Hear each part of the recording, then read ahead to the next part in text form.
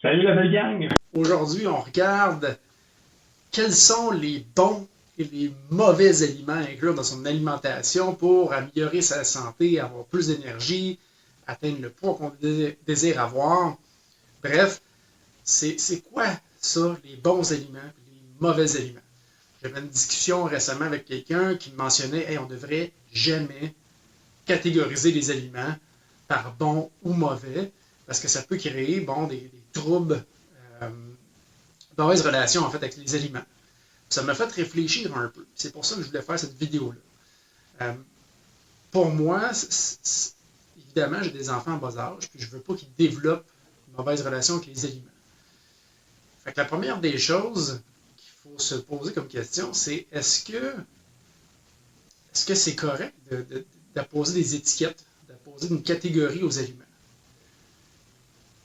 Puis comment faire pour que ça ne devienne pas une mauvaise relation si on le fait? Fait que la première des choses pour moi, pour catégoriser, ben c'est est-ce qu'on devrait le faire? Avant même de savoir est-ce qu'il y a des bons et des mauvais aliments, est-ce qu'on devrait le faire?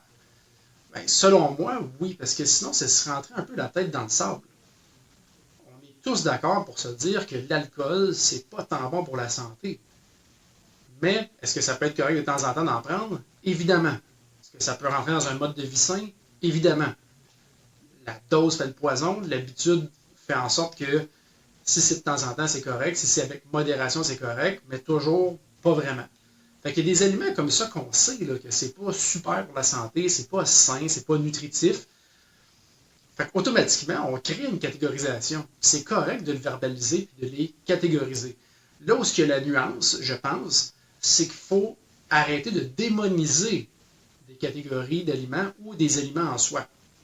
Donc, c'est correct de dire cet aliment-là fait partie de la catégorie nutritif, puis celui-là de non nutritif ou peu nutritif. Celui-là fait partie des aliments inflammatoires et ceux-là anti-inflammatoires. Ceux-là fait partie des bons aliments pour la santé, ceux-là des moins bons aliments pour la santé.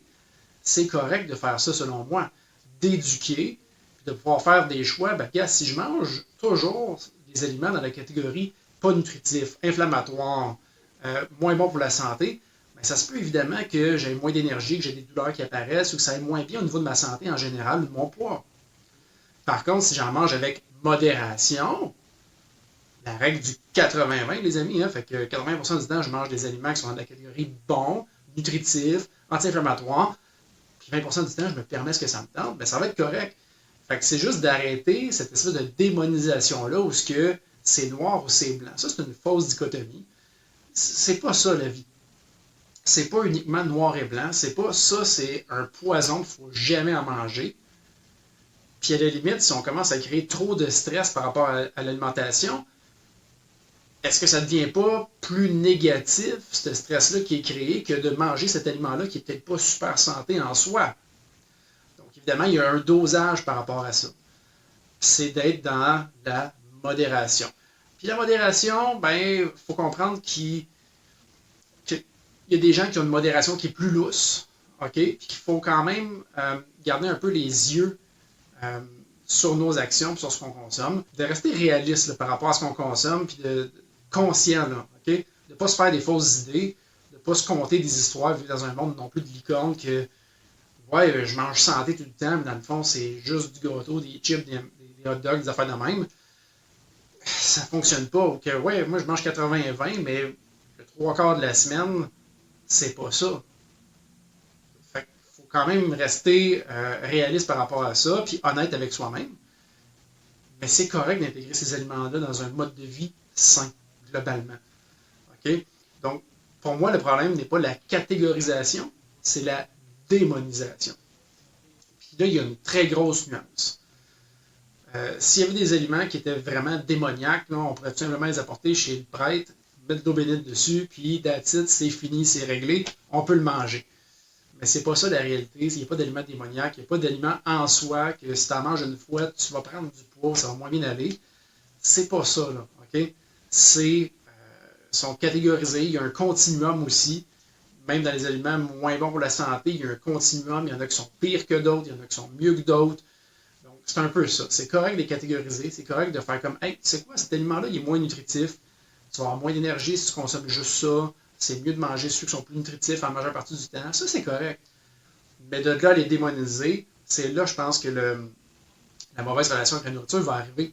Quand on commence à avoir peur de certains aliments, comme la peur des glucides, par exemple, qui s'est installée dans les dernières années, avec tout ce qui est alimentation cétogène et tout ça, que là, tous les glucides, c'est rendu démoniaque, ça va tout nous faire engraisser, ça va tout détruire notre santé. C'est pas ça la réalité. C'est pas ça la réalité. Je veux dire, on fait que regarder les fameuses zones bleues dans le monde, parce que les gens vivent là, 100 ans et plus là, en bonne santé. Tu regardes la population d'Okinawa au Japon, jusqu'à les années 50, ils mangeaient 90% de leur alimentation, c'était des patates douces. C'était principalement des glucides. Là. Ces gens-là vivent excessivement vieux en bonne santé. Donc, c'est pas nécessairement le glucide qui est le problème, s'il vient de sources évidemment non transformées, s'il vient de la nature. Donc, il faut aussi arrêter cette démonisation-là de catégories ou d'aliments, mais plutôt regarder plus l'ensemble du mode de vie. La deuxième chose qu'il faut prendre en considération, c'est, oui, est-ce que cet aliment-là, il est bon ou mauvais, mais pour moi, par exemple, je suis allergique aux arachides et au soya. J'ai un épipène pour ça. Est-ce que ça veut dire que les arachides et le soya sont mauvais pour tout le monde? Absolument pas. Mais pour moi, définitivement, si j'en mange, je fais un choc anaphylactique, je tombe à terre, je respire plus. Donc, pour moi, c'est absolument pas un bon aliment à consommer. Pour quelqu'un d'autre, ben oui, ça peut être un bon aliment. Donc, dans la vie, il y a ce qu'on appelle des sensibilités alimentaires aussi. Fait que c'est pas nécessairement des allergies, mais j'ai des réactions immunitaires à un aliment qui vont causer une réaction inflammatoire démesurée, qui peuvent causer des symptômes émotionnels, des brain fog, des pertes de mémoire, des douleurs articulaires, des problèmes de peau, eczéma, psoriasis, des choses comme ça, qui peuvent déclencher des douleurs articulaires, toutes sortes de choses comme ça. Ben, ces aliments-là, si une personne a une sensibilité alimentaire à un de ces aliments-là, ben pour cette personne-là, c'est pas bon cet aliment-là d'en consommer.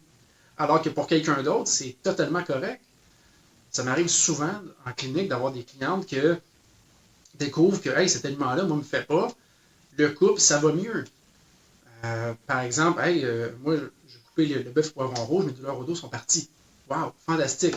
Quelqu'un d'autre, hey, j'ai coupé le gluten, mes douleurs sont parties. Fantastique. Quelqu'un d'autre, j'ai coupé les produits laitiers, puis mon eczéma dans la face est toute partie. Wow, fantastique. Fait que pour ces personnes-là, ces aliments-là spécifiques ne sont pas bons pour eux. Ça ne veut pas dire qu'il faut généraliser et dire que c'est pas bon pour tout le monde. Il y a des nuances. Okay? Est-ce qu'il y a des aliments aussi qui peuvent être moins bons pour soi selon le dosage? Effectivement. Il y a des aliments qui peuvent être moins adéquats, puis que justement, si ça sort du 80-20, problématique, si on en consomme tout le temps, l'alcool en fait partie, mais que si on consomme avec modération, ça peut être correct. Puis pour soi, ben, on peut parler de sensibilité alimentaire, on peut parler aussi des gens qui ont des sensibilités aux fameux antinutriments. C'est à la mode ces temps-ci, avec Stephen Gundry et son livre Le paradoxe des plantes, qui parle des lectines. On peut penser aux oxalates, aux phytates, toutes ces affaires-là qui sont dans les plantes, qui peuvent être inflammatoires et irritants pour certaines personnes. Pour d'autres, ça peut être 100% correct. Donc, c'est là la nuance aussi. Puis il peut y avoir des extrêmes. Même dans les aliments santé. Quelqu'un peut être plus sensible aux oxalates, puis s'il se met à manger un bac de 2 livres d'épinards par jour, ça devient problématique pour sa santé, puis peut-être qu'il va faire des pierres au rein. Mais quelqu'un d'autre qui en mange avec parcimonie, qui en mange une demi-tasse par jour, ben là, il est correct. Fait qu'il y a toujours cette nuance-là à garder en tête. Donc, est-ce que c'est bon pour moi, cet aliment-là? Donc, de ne pas nécessairement se fier toujours aux voisins. Évidemment, il y a des concepts où il y a des aliments généralement sains et nutritifs et tout ça. Tout ce qui est non transformé, qui vient de la nature, est-ce que ça court, nage, vole, est-ce que je peux le cueillir? Généralement, ça va te dire, ben ça, c'est un bon aliment, c'est sain, c'est nutritif. Est-ce que ça pourrait ne pas l'être pour moi spécifiquement? Effectivement. Mais, en règle générale, ça fait partie des aliments qui sont plutôt bien pour la santé. Puis, finalement, il faut aussi prendre en considération, est-ce que c'est bon ou mauvais selon le contexte? Parce que c'est bien beau sur papier, hey, ça c'est bon pour la santé, ça c'est moins bon pour la santé. Mais il faut prendre en considération le contexte et le point de départ d'une personne aussi. Par exemple, Est-ce que boire du Coke diète, boisson gazeuse diète, c'est une bonne option pour la santé? Pour moi, ce n'est pas la meilleure option pour la santé. Il va quand même avoir des colorants, il va y avoir des édulcorants qui peuvent être moins intéressants pour le microbiome, euh, toutes ces choses-là. Par contre, quelqu'un qui est obèse, puis qui buvait 5 Coke par jour, puis qui passe à 5 Coke diète, pour lui, c'est bon de faire ce changement-là.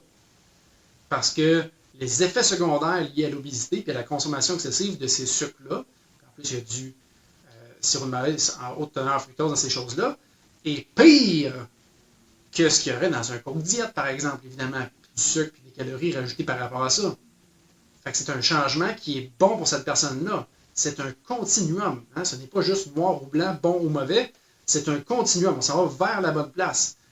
Ça m'arrive de travailler avec des cafés au reishi qui ont des propriétés bon, un peu anti-inflammatoires, puis qui vont avoir moins de sucre dans ces cafés-là aussi que les versions du commerce régulières.